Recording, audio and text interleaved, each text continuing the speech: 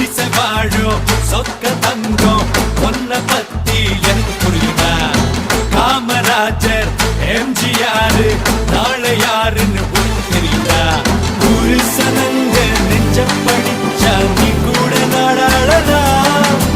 வேர்வை வடிச்சு வேலை முடிச்சா வெற்றிய நீ வாங்கலாம்.